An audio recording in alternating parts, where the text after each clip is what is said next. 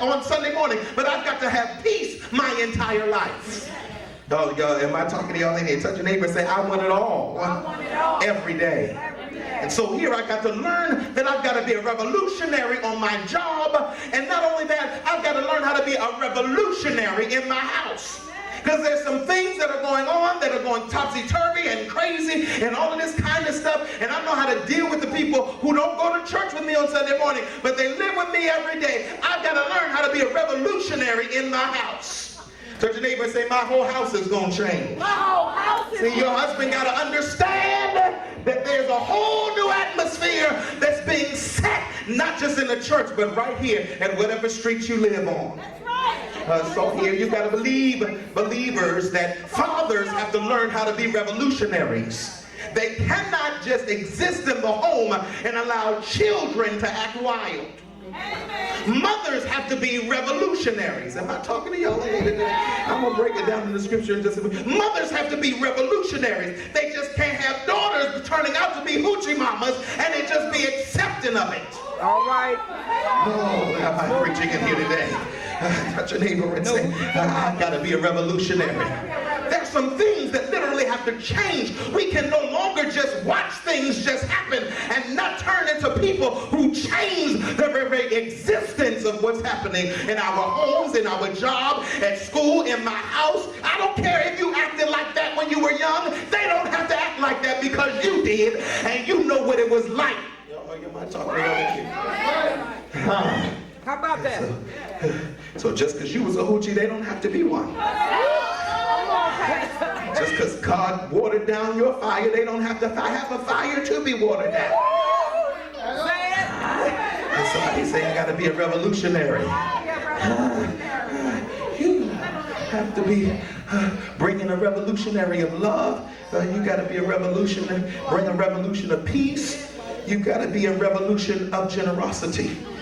In Romans chapter 12, Paul now is struggling writing to a church. One, it is interesting, he is an apostle. He is an apostle that doesn't have it all together. But yet he still learns how to lay down the law. You can't allow people to tell you what revolution you can bring in because you don't have it all together yourself. Oh, y'all ain't talking to me. Because a lot of times in church, we feel like we can't receive from people because they're not perfect enough. Hello, am I talking to y'all in here? We feel like we can't receive from people because they haven't dotted every I and crossed every T. Come on here today. We can't receive from people because we know too much about people. And the devil is a liar. Everybody in here got issues. And nobody's perfect. Am I talking to y'all in here? Somebody say, and nobody's perfect.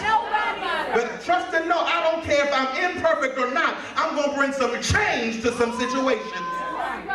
Trust believers, the scripture says that Paul writes to the church at Rome. And he's not perfect. As a matter of fact, he's in bondage. He hasn't been delivered himself. That's what it says. In Romans chapter 1, he says, I've been trying to get to Rome for a long time now, but I can't make it because I'm in jail. I can't make it because I'm behind bars. He's an apostle behind bars. You may be an elder behind bars.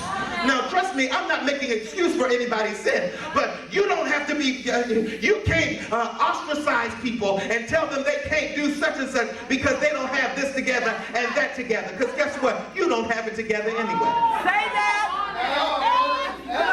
And if nobody has it together, then none of us can receive anything. You might as well go home and shut the doors of the church. Oh, y'all ain't talking to me.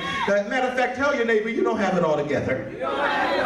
But I'm still going to receive from you. Because there's some things that I have that you don't have. And there's some things that you have that I don't have. And if we keep bouncing off what we have and what we don't have together, then when we get to the end result, we got it all together. Somebody say, now that's a revolution. When imperfect people can make perfect stuff. Oh, y'all ain't talking to me in here today. I feel like preaching in here today. A positive plus a negative always equals a negative. Which would suggest that perfect people may not be able to offer a negative person anything. Oh yeah. But if you got two of the same thing together, it always will equal a positive. Yeah.